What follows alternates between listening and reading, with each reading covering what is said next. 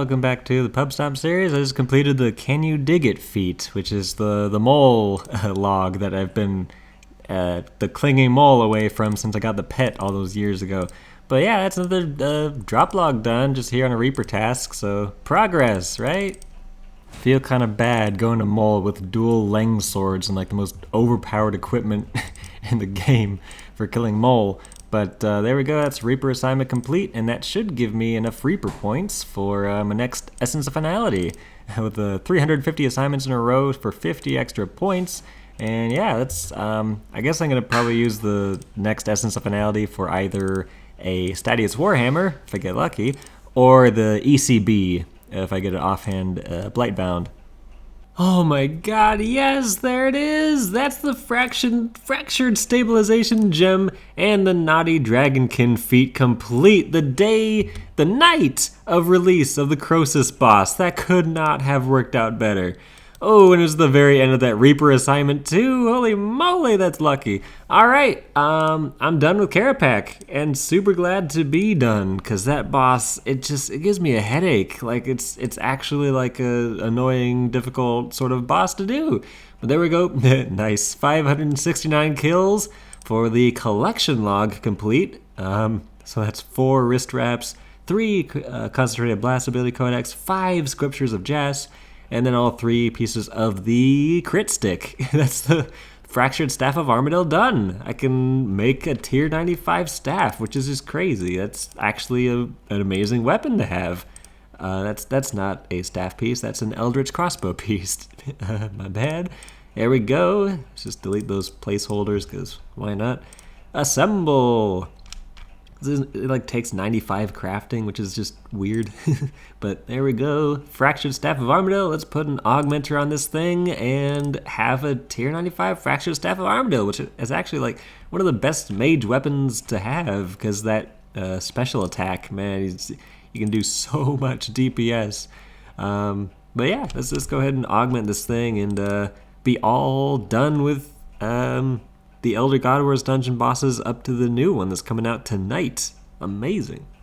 Alright, I have enough Armadyl components to have 2 attempts to have Precise 6 Ruthless 1, which I believe is 7 of the Armadyl components, and then let's have the calculator up in the wiki, a couple of those. Precise 6 Ruthless 1 is like 56% chance. First try, there we go, nice. So let's go ahead and augment Fractured Staff of Armadyl.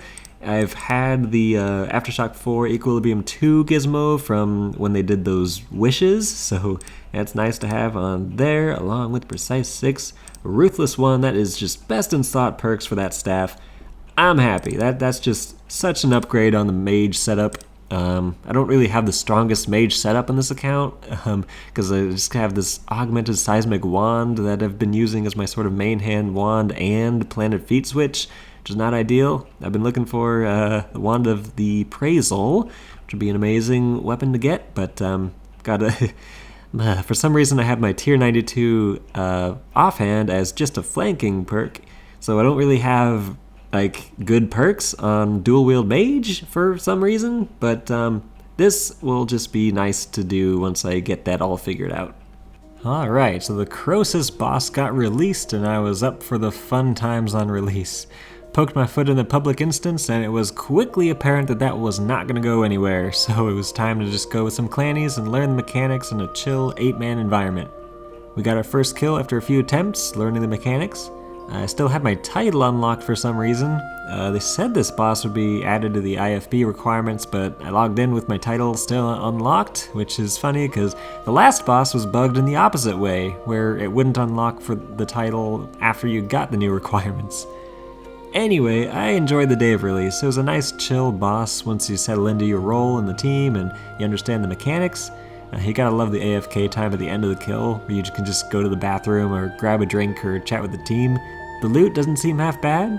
The Herblore secondaries are gonna be super nice for Ironman. I'm happy to see those in decent quantities on the drop table. And after getting off of work, I graduated to doing the 4-man kills, which appears to be the meta at this point for getting loot. Like rotting the nodes and having a bit slower kills, but a heck of a lot more points at the end of the kills. It leads to just so many drop piles per kill. I wound up getting about 48 kills on the day of release. Really wish I had the day off work to do a lot more, but there wasn't enough notice to get the day off on this release, unfortunately, after they announced it. But it shouldn't be too bad to grind out the pet in the coming days or weeks, hopefully, before the hype dies down. Hey, there's my first drop of Crystal Bloom boots. Finally, after I just quick chatted as well, saying I had 0 drops, 101 kills, and my first piece of Crypt Bloom. Finally, man, that took longer than I thought it would, but 1 down, 4 more pieces of the armor set to go, right? I don't know if I'm gonna get this full set anytime soon. It's just so rare. Went ahead and made an Orthan Furnace Core, since that tick you save by burning away the sticky fungus with the Furnace Core can help mitigate how much you get cucked when it comes time to get a ton of contribution points off of the energy fungus in the middle. Also, it means I don't have to use logs, which saves a ton of inventory space for the long trips. Did some Abyss rune crafting using the Astral Tab method to get all the magical threads I needed to make all 3 of my rune pouches into Grasping rune pouches, which is going to be an awesome upgrade from 9 to 12 total types of runes between all 3 rune pouches, on top of the rune saving effects and the prayer bonus. Got a second pair of boots, which was a huge bummer, having only 2 drops total and both of them being the same terrible item. But then I got the legs, so that's a much better unique there, contributing to the drop log progress at 180 kills for 2 uniques. Then I got a Spore Hammer at 208 kills, so the drops were finally starting to roll in, and that's another skilling offhand to add to my skilling outfit tab, to only ever use if I need some ores for crafting anything or fixing trimmed masterwork in the future. I guess I'll want to stock up on those arrow tips it gives, in case they release the tier 95 bow and it becomes the new meta for ranged somehow. Well, hey, there's another unique Crypt Bloom Helm. So that's 3 out of 5 pieces of the armor set done. Sweet, 241 kills. Just 2 pieces of the armor set to go, and then this entire bottom row of the drop log. Got another Crypt Bloom Helm at 287 KC. So that's my second duplicate, but at least this one will be worth a lot in the Grand Exchange, right? Free bonds. Hey, there's a unique and exactly a 300 kill count. Got that notification there. Awesome, Crypt Bloom top. That's perfect. Like, that's gonna set me up so well if Crypt Bloom is like best in slot for the Zuck fight or something. But sweet, I will definitely take that drop. Sorry about how long this episode took to get out, by the way. It takes a long time to get a drop at this boss, and I've been playing a lot less recently due to busy real life stuff, and group finding can be demotivating. I have found the Croesus FC though, which is a really reliable way to consistently go with some good teams, so that has helped immensely in racking up the kill count of this boss. It doesn't look like I'll be getting the pet before Zuck comes out, which is unfortunate, but I'm still super hyped for that update, even though they didn't give enough notice for me to be able to get the day off of work for the day of release. They've got us all working mandatory overtime too, which is the biggest reason I haven't been playing as much. Gotta love being understaffed, right? Okay, did some perk stuff, and I think I got my Mage set up to a respectable level.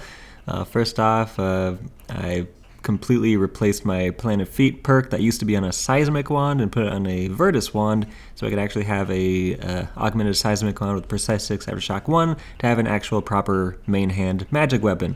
And then I also got rid of the Flanking 4 on the Tier 92 offhand, and put a kind of an embarrassing Aftershock 3 Equilibrium 2, which is a failure on an Aftershock 4 Equilibrium 2, but the Aftershock on the offhand isn't that important compared to the Aftershock 4 on the two-hand, so that's fine. And then I got my Crypt Bloom created and perked out, so that's Enhanced Devoted 4, and then Impatient 4 Invigorating 1, which is good for Mage for 4-tick auto-attacking. And then kind of a budget Crackling 4 Relentless 3. I failed like 30 or 40 attempts at Crackling 4 Relentless 5. So that's just kind of a backup, but there's a Biting 4 on there as well. So yeah, I think if the Crypt Bloom ends up being super useful at Zuck, then I will be all set to go there with the Mage setup in general. And I've still got my Obsidian armor from back when I did Kilns, so that if that's useful, I also have plenty of that to use. So yeah, I think I'm all set for Zuck, and hopefully I can get a kill or two on the day of release, maybe even in hard mode. We'll have to see, but I'm really excited. The music is awesome, so I'm just going to be obviously using that in-game music for the montage, and it's just going to be an epic episode next time, I'm sure. Anyway, thanks for watching, and see you next time. Wading through the willows, our wordsman comes his ear on his